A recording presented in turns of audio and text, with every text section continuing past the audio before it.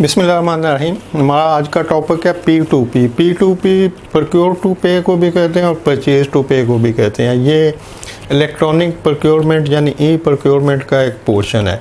हम जो कि पीछे ई प्रोक्योरमेंट पे डिस्कशन करते आ रहे हैं और तो ये उसी की कंटिन्यूशन है। इलेक्ट्रॉनिक प्रोक्योरमेंट में जो भी प्रोसेस होता है वो इलेक्ट्रॉनिक गेट्स के थ्रू होता है, जिसमें डिफरेंट टाइप के इक्विपमेंट यूज़ होते हैं। मतलब या तो मैनुअल प्रोसेस होगा कि आप हाथ से कागज़ पेंसिल लेके सारा प्रोक्योरमेंट का प्रोसेस कर रहे हैं, रिक्विजिशन हाथ से लिखी जा रही है, हार्ड कॉपी फिर आगे फॉरवर्ड होती है, फिर स्टोर वाले रिक्विजिशन हाथ से लिख रहे हैं, परचेज ऑर्डर हाथ से लिखा जा रहा है, फिर उसकी जब स्टोर में चीज़ें आती हैं तो हाथ से GRN लिखी जा रही है, फिर उसके अगेंस्ट अकाउंट्स वाले पेमेंट जो है वो सारी ट्रांजैक्शन हाथ से करते हैं, चेक हाथ से लिखा जा रहा है, फिर चेक सप्लायर को दिया जाता है। तो ये सारे मैनुअल वर्किंग है, इसमें कोई इलेक्ट्रॉनिक प्रोक्योरमेंट नहीं हो रही, कोई ई प्रोक्योरमेंट नहीं हो रही, कोई सिस्टम यूज़ नहीं हो रहा। हाँ, कैलकुलेटर हो सकता है यूज़ हो रहा हो मैनुअल सिस्टम में, तो ये सारा मैनुअल सिस्टम है। लेकिन जब ये सारी चीज़ें इलेक्ट्रॉनिकली परफॉर्म होंगी, जिसमें ऑटोमेटेड चीज़ें, मतलब बग़ैर किसी हार्ड कॉपी के, बग़ैर किसी प्रिंट के, जब ये सारा प्रोसेस कंप्यूटराइज होगा और थ्रू कंप्यूटर परफॉर्म किया जाएगा तो उसको इलेक्ट्रॉनिक प्रोक्योरमेंट कहेंगे। और इस पर डिटेल वीडियो पीछे अवेलेबल है। तो अब एक मैनुअल प्रोसेस है, एक इलेक्ट्रॉनिक प्रोसेस है। तो इलेक्ट्रॉनिक प्रोसेस में अब देखते हैं कि P2P ये सॉफ्टवेयर का प्रोसेस है, यानी ये एक प्रोग्राम है जो कि आपके कंप्यूटर में रन कर रहा होता है। और इस प्रोग्राम का बेनिफिट ये होता है कि ये लिंक करता है between procurement and accounts department, या आप कह लें कि अकाउंट्स डिपार्टमेंट में जो पेएबल सेक्शन होता है, जहाँ से पेमेंटें इशू हो रही होती हैं सप्लायर को, उससे लिंक हो रहा होता है। लेकिन हम पेएबल सेक्शन को छोड़ देते हैं, हम ओवरऑल देखते हैं कि ये अकाउंट्स डिपार्टमेंट से लिंक है, यानी प्रोक्योरमेंट और अकाउंट्स का जो रिलेशन है वो लिंक हो जाता है कि अकाउंट्स वालों को ये पता होता है कि कितनी रिक्विजिशन इशू हुई हैं, उनके अगेंस्ट कितने PO इशू हुए हैं, और उस जितने PO इशू हुए हैं उनके अगेंस्ट कितनी सप्लाईज आ चुकी हैं, कितनी रहती हैं, और जिनकी सप्लाईज आई हैं उनकी पेमेंट वो इलेक्ट्रॉनिकली, यानी कि P2P जो ऑटोमेटेड सॉफ्टवेयर जो रन कर रहा होता है उसके थ्रू वो पेमेंटें इलेक्ट्रॉनिकली उन सप्लायर के अकाउंट्स में ट्रांसफ़र हो जाती हैं। तो जब ये सारी चीज़ें इलेक्ट्रॉनिकली हो रही होती हैं तो इसको P2P कहते हैं। यानी P2P वो सॉफ्टवेयर है, वो प्रोग्राम है जो आपके कंप्यूटर में रन कर रहा होता है, जो और वो लिंक होता है अकाउंट्स डिपार्टमेंट से। तो इससे फ़ायदा ये होता है कि टाइम सेव हो जाता है, फ्रॉडुलेंटी और कुछ जो गलत चीज़ें हो सकती हैं प्रोक्योरमेंट में वो नहीं होती हैं, और ट्रांसपेरेंसी ज़्यादा होती है और चीज़ें ज़्यादा क्लियर होती हैं।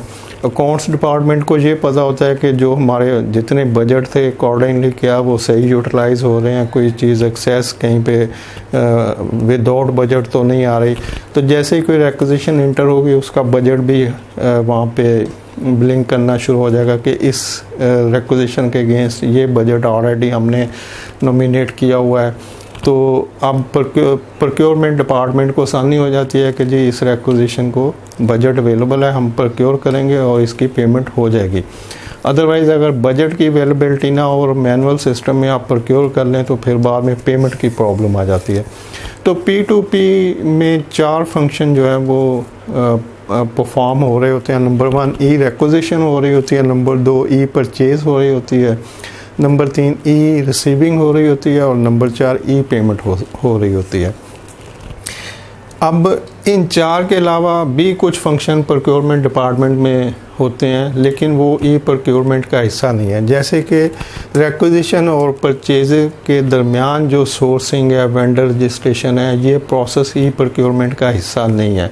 ई सोर्सिंग एक सेपरेट सॉफ्टवेयर हो सकता है जहाँ पे आप ई सोर्सिंग कर सकते हैं, लेकिन दुनिया में जो भी सॉफ्टवेयर रन कर रहे हैं P2P के, उनमें मेजॉरिटी ऑफ जो सॉफ्टवेयर है उनमें 4 फंक्शन हाईलाइट किए गए हैं कि ई रिक्विजिशन कर सकते हैं, ई परचेज़ कर सकते हैं, ई रिसीट कर सकते हैं और ई पेमेंट कर सकते हैं। अब रिक्विजिशन में कोई भी एंड यूज़र जिसके पास मतलब किसी भी कंपनी में जितने लोग होते हैं, हर डिपार्टमेंट में एक मेन कंप्यूटर किसी ना किसी के पास होता है, वो HOD के पास हो सकता है या सब लोगों के पास, जहाँ से आप रिक्विजिशन एंटर कर सकते हैं। जैसे ये रिक्विजिशन कोई भी एंड यूज़र जिसकी कोई रिक्वायरमेंट है वो अपनी रिक्वायरमेंट एंटर करेगा सिस्टम में, उस सॉफ्टवेयर में, तो वो उसको भी नज़र आएगी, परचेज़ डिपार्टमेंट को भी नज़र आना शुरू हो जाएगी, वो स्टोर को भी नज़र आना शुरू हो जाएगी जहाँ पे गुड्स रिसीट होनी है उस रिक्विजिशन के अगेंस्ट, और वो अकाउंट्स डिपार्टमेंट को भी नज़र आना शुरू हो जाएगी। और इसके साथ ही उसके अगेंस्ट जो बजट अवेलेबल होगा वो भी रिफ्लेक्ट करना शुरू हो जाएगा कि जी इसके लिए ये बजट ऑलरेडी हमने अलाउ किया हुआ है। तो इस तरह से ई रिक्विजिशन आप इलेक्ट्रॉनिकली अपने सिस्टम में, P2P सिस्टम में जो सॉफ्टवेयर है उसमें एंटर कर सकते हैं। उसके अगेंस्ट फिर जो परचेज़ ऑर्डर इशू होगा वो भी उसी में एंटर होगा। जब परचेज़ ऑर्डर एंटर होगा तो वही परचेज़ ऑर्डर सप्लायर को फॉरवर्ड हो जाएगा इलेक्ट्रॉनिकली, और वो परचेज़ ऑर्डर फिर एंड यूज़र को भी नज़र आ रहा होगा, स्टोर वालों को भी नज़र आ रहा होगा और अकाउंट्स वालों को भी नज़र आ रहा होगा, और सबको इंफॉर्मेशन भी मिलती है कि इस रिक्विजिशन के अगेंस्ट ये परचेज़ ऑर्डर इशू हो चुका। तो इट मीन्स कि ये रिक्विजिशन अब इस पोजीशन पे है, यानी ये पेंडिंग में नहीं है, इसका ऑर्डर इशू हो चुका है लेकिन इसकी सप्लाई पेंडिंग है। और जैसे ही सप्लायर सप्लाई करता है तो स्टोर जो है वो इसकी रिसीट डाल देता है सिस्टम में। तो जैसे ही वो रिसीट एंटर करेगा तो ये फिर सबको विजिबल होगी, एंड यूज़र भी देख रहा होगा कि ये गुड्स स्टोर में आज डिलीवर हो चुकी हैं, प्रोक्योरमेंट वाले भी देख रहे होते हैं कि ये गुड्स स्टोर में एंटर हो चुकी हैं, और अकाउंट्स वालों को भी पता होता है। इसके बाद प्रोक्योरमेंट डिपार्टमेंट जैसे ये रिसीट होंगी गुड्स और सिस्टम में एंटर होंगी, तो प्रोक्योरमेंट डिपार्टमेंट इसकी इनवाइस जो कि सप्लायर प्रोक्योरमेंट को सप्लाई करेगा इलेक्ट्रॉनिकली, वो अकाउंट्स डिपार्टमेंट को फॉरवर्ड कर दी जाएगी। अब अकाउंट्स डिपार्टमेंट के पास रिक्विजिशन भी अवेलेबल है सिस्टम में, उसके पास परचेज़ ऑर्डर भी सिस्टम में अवेलेबल है, और उसके पास GRN यानी गुड्स रिसीट नोट, जब उसने सप्लाई रिसीट की तो उसकी रिसीविंग भी सिस्टम में अवेलेबल है। तो अब यहाँ पर जो पेएबल डिपार्टमेंट होगा यानी अकाउंट्स डिपार्टमेंट का वो सेक्शन जिसने पेमेंट करनी है, वो इन सारी जो तीनों चीज़ें उसके पास अवेलेबल हैं, रिक्विजिशन है, परचेज़ ऑर्डर है और गुड्स GRN है, इनके अगेंस्ट वो इलेक्ट्रॉनिकली पेमेंट अकाउंट सप्लायर के अकाउंट में ट्रांसफ़र कर देगा।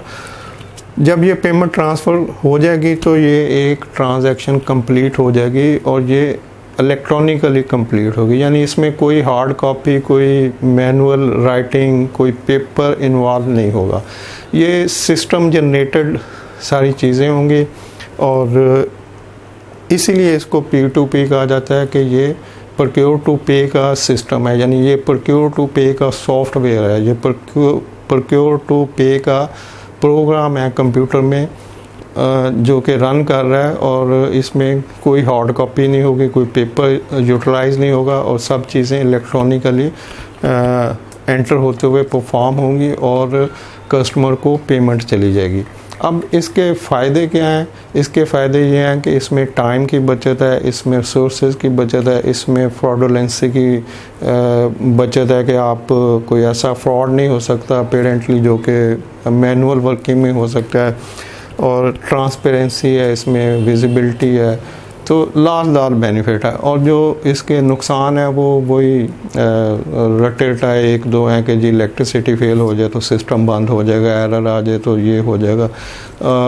ओवरऑल इसके बेनिफिट है, और दुनिया में जितनी भी अपग्रेडेशन हो रही है, सिस्टम आगे रन कर रहे हैं, तो वहाँ पे P2P को आगे एडवांसमेंट की तरफ जा रहा है। ERP इसी की एडवांस शक्ल है।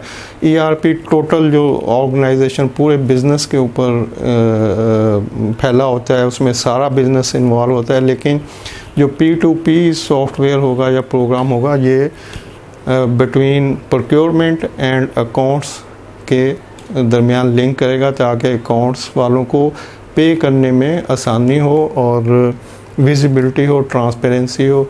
और इसके कुछ और बेनिफिट हैं जो बुक में लिखे हुए हैं, वो फिर ये एक जनरल इंट्रोडक्शन था कि P2P क्या होता है, और जो बुक में लिखा हुआ है वो मैं इंशाल्लाह नेक्स्ट वीडियो में आपको एक्सप्लेन करूँगा। थैंक यू, अल्लाह हाफिज़।